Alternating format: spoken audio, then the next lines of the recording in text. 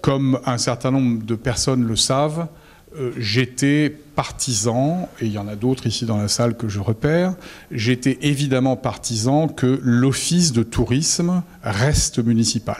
Pour une raison basique extrêmement simple, c'est qu'on ne fait pas défendre sa marque, Ardelot est une marque, par son concurrent. Il est tout à fait clair que ça ne s'est jamais vu.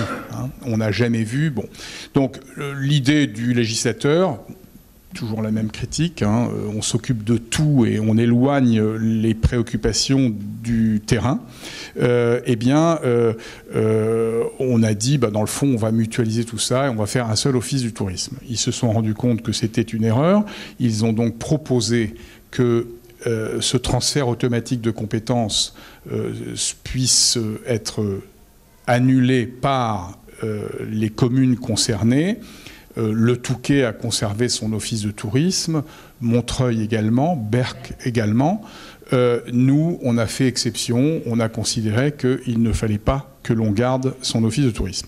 Donc ça, c'est une erreur. Mais bon, on ne peut que le constater. Alors que faire ? La réponse est, alors au passage, et Yves a raison, on a transféré évidemment et personnel et budget à l'office de tourisme communautaire qui est donc censé faire office. Je ne suis pas contre l'office communautaire, que les choses soient claires, n'est-ce pas? C'est-à-dire qu'il y a un besoin de promouvoir la Côte d'Opale en tant que telle. Il n'y a pas de doute là-dessus. Comme il y a un besoin de promouvoir Boulogne, Le Portel, Équien, Wimereux et les autres stations de la communauté d'agglo. Mais quand il s'agit de promouvoir un lieu particulier, il est mieux de le faire soi-même. Voilà. Alors, que faut-il faire?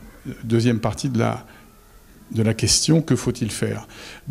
Je crois que, soyons concrets, n'est-ce pas? Ce à quoi on aspire ici, on a nos atouts. Les atouts, c'est quoi? C'est un centre équestre de bonne qualité, 2 centres équestres, d'ailleurs, il n'y en a pas qu'un. C'est deux golfs de grande qualité. C'est une plage qui est... Je ne dis pas qu'elle est unique au monde, mais elle fait 18 km d'un seul tenant. Et à mon avis, il n'y en a pas beaucoup des comme ça dans le monde. Donc ici, on voit la mer. Donc la mer, elle est à portée de main. Et donc on a de la chance. Et donc nos atouts sont ceux-ci. Je voyais un ancien président du club de tennis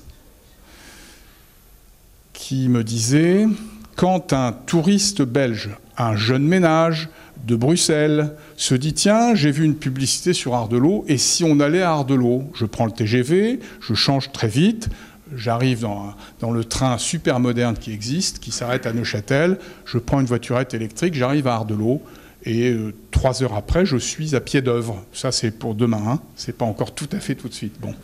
Je suis à pied d'œuvre, je veux jouer au tennis. Figurez-vous que ce visiteur occasionnel, il ne peut pas jouer au tennis parce qu'il n'est pas membre du club. Bon. Et donc ça, c'est pas normal.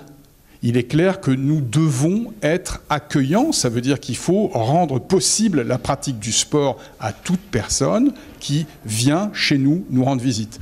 C'est un honneur de venir chez nous et on est content d'accueillir les gens qui nous visitent. On doit être, je pense, beaucoup plus ouvert, avoir une politique qui s'appuie beaucoup sur les restaurateurs. Il faut pouvoir dire aux restaurateurs d'améliorer ceci, les heures d'ouverture, tel ou tel aspect. Bon, parce que c'est l'intérêt de tout le monde. L'intérêt d'Ardelot, c'est d'attirer le plus possible. L'intérêt des commerçants, c'est de travailler le plus possible. Et tout le monde sera heureux. Donc la politique commerciale, elle est là.